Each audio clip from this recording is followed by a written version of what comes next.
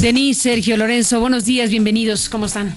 Buen día, Carmen. Hola, buenos días. Temas tenemos muchísimos, materia prima hay muchísima, pero yo creo que por lo que acabamos de escuchar, que es una muestra más de un cierto tipo de práctica que estamos viendo respecto a las campañas político-electorales en nuestro país, y que tiene que ver con la intervención de llamadas telefónicas, y que tiene que ver con el dilema periodístico de difundir o no difundir este tipo de informaciones como las que acabamos de mostrar en voz de Ulises Ruiz y del candidato del PRI a la gubernatura, y de Raúl Castellanos, el coordinador de campaña, un grupo político que está en coordinación permanente para llevar al PRI a la gubernatura del estado de Oaxaca, y que nos muestra, bueno, pues varios ángulos de prácticas que se están repitiendo en diferentes partes del país.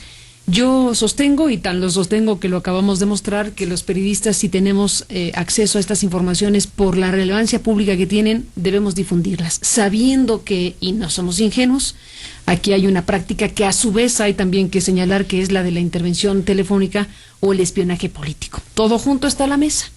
Todo junto nos muestra este mapa de país, Denise, y es una preocupación que hoy tienen cada vez más analistas, cada vez más ciudadanos, sobre lo que está sucediendo desde los gobiernos de los estados, desde el gobierno de la República, desde los liderazgos de los partidos, con las elecciones, con la voluntad popular que se supone se tiene que expresar, se supone, libre, abierta y transparentemente en cada uno de los lugares de la República, para saber quién quiere la gente que lo gobierne. Ese es el tema, ni más ni menos. Yo diría que hay varios temas simultáneos aquí. Estas conversaciones grabadas simplemente desnudan al emperador, o sea, revelan la ausencia de calidad humana, ética, profesional de miembros muy importantes de nuestra clase política. O sea, la existencia de la relación de Mario Marín con una menor. Ulises Ruiz refiriéndose a las mujeres involucradas en estas grabaciones como pendejas, como la mujer autoviolada. Eso en sí me parece un gran tema. El segundo tiene que ver con, pues, la equidad en las campañas. Se nos decía que una de las grandes conquistas de la transición democrática en los 90s fue precisamente el nivelar el terreno de juego entre los partidos y establecer reglas muy claras para impedir, prohibir la intervención del gobierno saliente para ayudar a su sucesor. Y aquí vemos cómo ese tipo de prácticas siguen vivas a nivel de los estados, y quizá lo peor del caso es que la impunidad persiste. ¿Dónde están las instituciones que deberían atender este tipo de evidencias? O sea, sí, van a decir que las grabaciones fueron ilegales, que es espionaje político, etcétera, pero eso no quita que se está cometiendo un crimen conforme a la legislación electoral, y que ahí quedan los personajes involucrados sin sanción. Una y otra vez México se ha vuelto el país donde nunca pasa nada. Y lo vimos la semana pasada con el caso del ABC, lo estamos viendo ahora con el caso de Ulises Ruiz, porque no es la primera vez que Ulises Ruiz está involucrado en una acción criminal.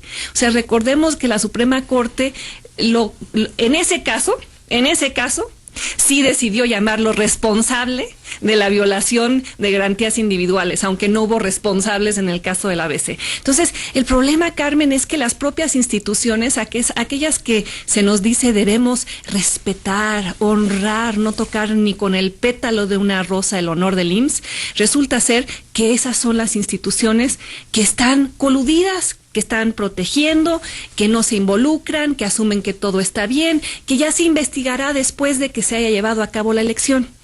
Ahora, para concluir y darle oportunidad a mis colegas, hay un punto muy importante aquí.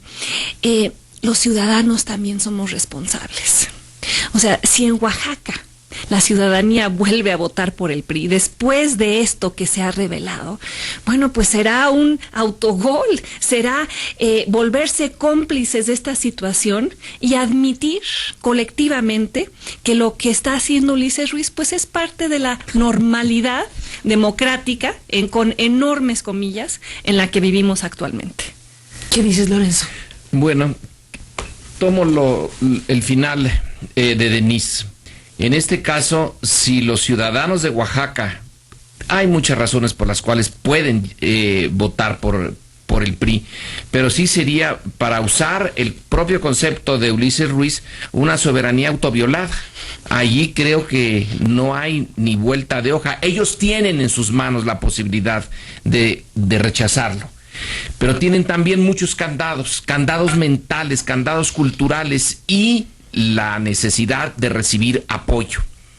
Otra parte de estas conversaciones, sobre todo de la de Oaxaca, es el hecho de que nos desnuda al PRI, que está pidiendo volver. Cuando el PRI vuelva, en el caso de que vuelva a Oaxaca, a Veracruz, a Hidalgo, a donde sea. Bueno, Oaxaca nunca se ha ido, por eso, cuando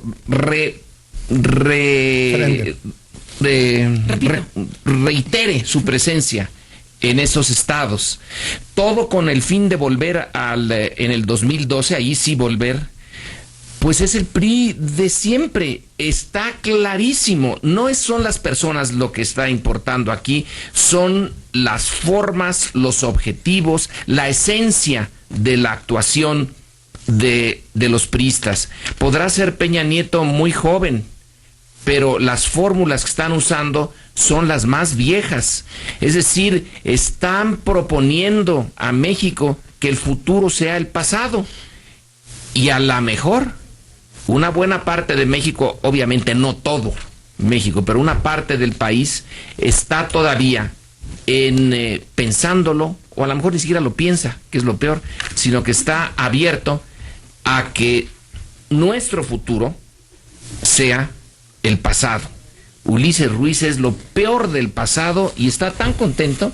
El lenguaje que tiene ahí es fantástico. Ese lenguaje se podía hacer un análisis, no tenemos tiempo, pero de ese lenguaje, la manera que está atrás de ese lenguaje es un desprecio fantástico por los electores, por las mujeres en particular, a las que se hace referencia, pero estamos todos envueltos allí. Es el poder que ve al ciudadano como hormigas a los cuales va a manipular.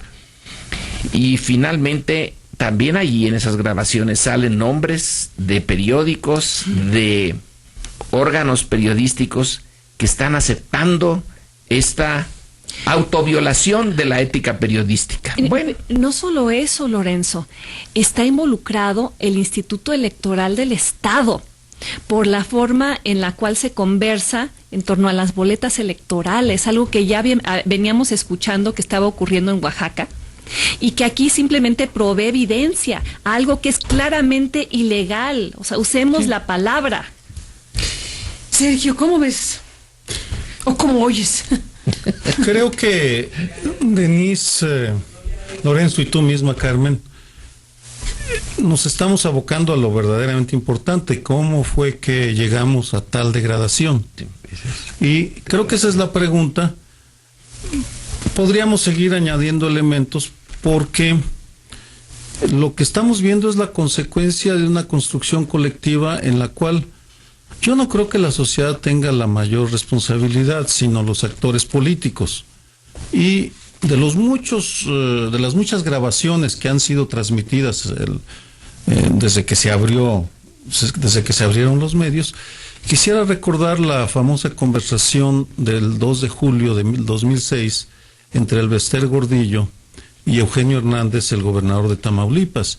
Era evidente que allí se había violado la ley, porque se estaba negociando posiblemente una votación corporativa, o Elbester le estaba diciendo que lanzara a sus huestes a votar por Felipe Calderón el 2 de julio.